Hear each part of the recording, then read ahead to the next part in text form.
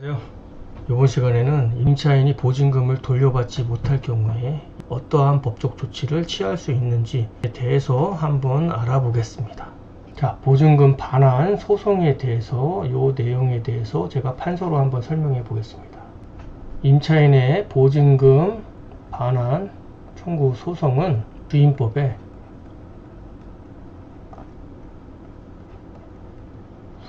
소액 사건 심판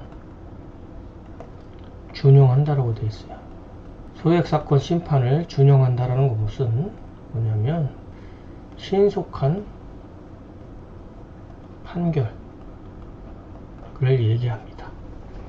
이 임차인의 보증금 반환 청구 소송은 신속하게 판결해라 라는 취지에서 주임법에 소액 사건 심판을 준용합니다. 이 기간이 최소 3개월 이내에 끝내라는 겁니다. 신속하게 판결하라는 겁니다.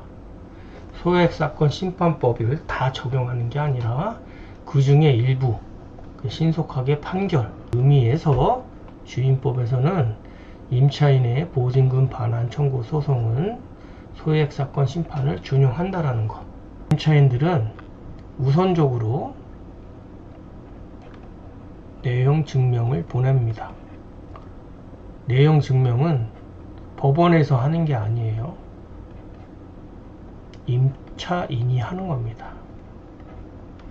임차인이 임대인에게 언제까지 보증금을 돌려달라는 내용 및 이행하지 않을 경우에는 손해배상 및 법적 조치를 취하겠다는 내용을 임대인한테 내용 증명으로서 등기 우편으로 발송을 하는 겁니다.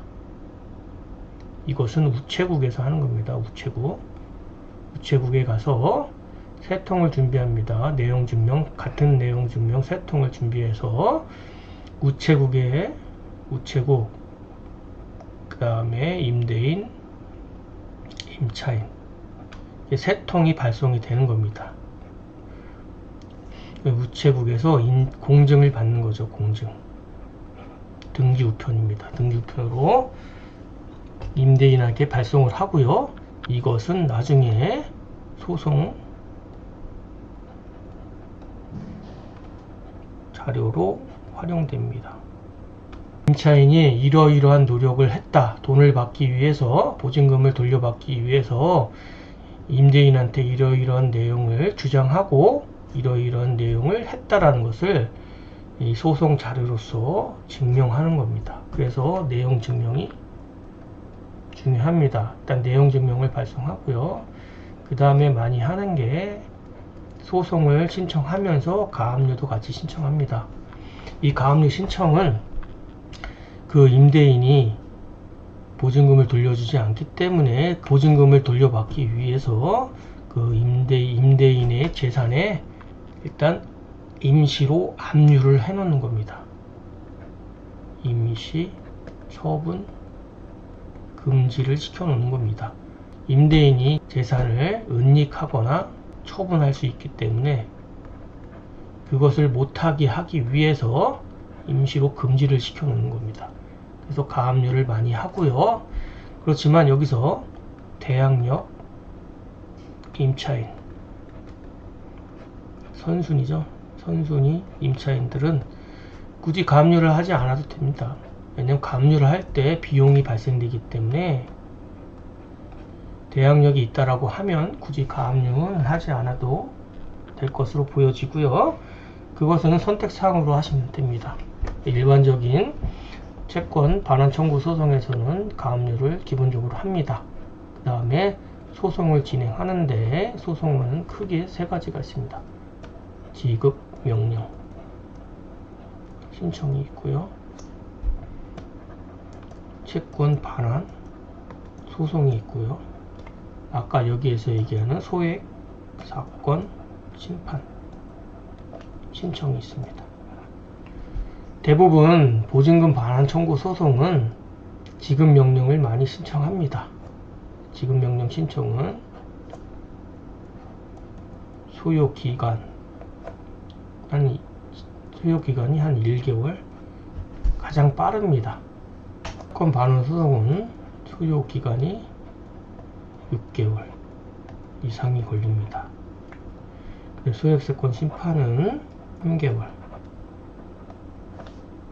그래서 가장 소요 시간이 짧게 지급받기 위해서는 지급명령을 많이 신청합니다. 그래서 임차인의 보증금 반환 청구 소송은 지급명령을 기본적으로 많이 신청하게 됩니다. 근데 지급명령 신청에 단점이 있습니다. 단점이 뭐냐면 공시송달 제도가 없어요.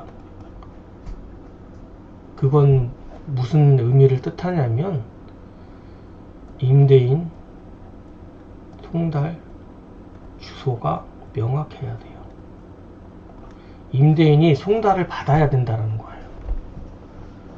다른 이런 소송들 같은 경우는 송달되지 않을 경우에는 최후에 공시송달 제도를 사용해서 송달된 것처럼 간주되기 때문에 이런 제도를 활용할 수 있는데, 지급명령 신청은 공시송달을 할 수 없다는 거, 주소가 명확해야 된다는 거, 기간이 짧게 소송을 확정 지을 수 있지만 이런 단점이 있다는 거. 또 하나 단점은 뭐냐면 이 임대인 또는 채무자들이 이 신청하게 되면 일반 소송으로 전환된다라는 거. 얘가 일반 소송으로 전환된다라는 거. 그래서 임대인이 이 지급명령 결정문에 이의를 제기한다라고 하면 그때부터 다시 이 소송 기간이 6개월 이상 걸리는 일반 소송으로 전환이 된다라는 거. 전환이 돼도 이 임차인의 보증금 반환 청구 소송은 소액사건 심판을 준용한다라는 거. 그래도 짧게 심리 한 번 거치고 판결이 된다라는 거. 빠르게 된다라는 거. 그래서 지급명령을 가장 많이 신청하고요. 일반적인 소송입니다. 일반 소송. 그렇기 때문에 따로 설명하지 않았고, 소액세권 심판 같은 경우는 3개월 짧지만 아무나 신청하는 게 아니라 채권 금액이 3천만원 이하일 경우, 이에 채권 금액이 3천만원 이하의 소송, 반환 소송할 때는 소액사건 심판을 신청한다는 거. 대부분 임차인의 보증금 반환은 이런 세 가지를 많이 활용하는데, 그 중에서도 지급명령 신청을 많이 활용한다는 거.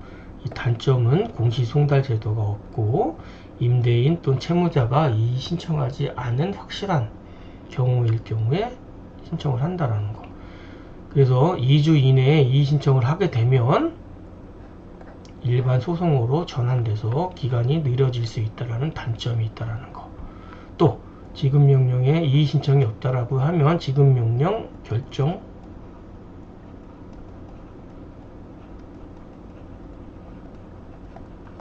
부여받습니다. 확정됩니다. 그 일반 반환 선고 소송은 승소 확정 판결문 받고요. 소액사건 심판은 이행 권고 결정문을 부여받게 됩니다. 그래서 이렇게 확정이 됐다라고 하면 판결문을 가지고 강제 집행을 신청하면 됩니다. 임차인의 보증금 반환 청구 소송이기 때문에 이렇게 간단하게 설명을 드리고요. 나중에 채권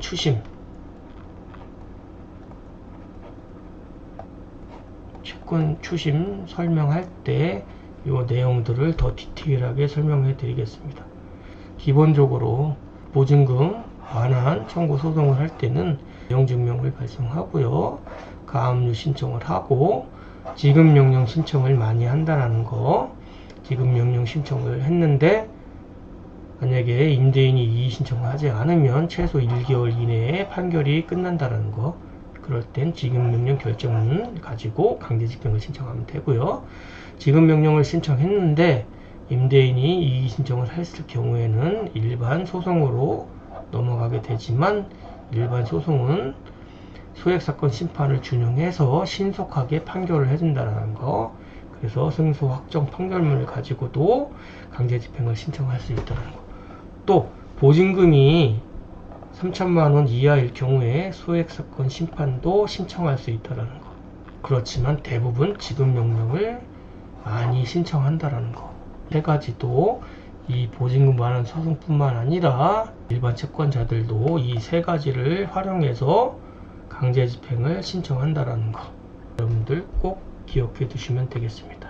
이 세 가지 기본 절차, 법정 소송 이 세 가지에 대해서 한번 간략하게 알아봤습니다. 오늘도 고생 많으셨고 다음 시간에 뵙겠습니다. 감사합니다.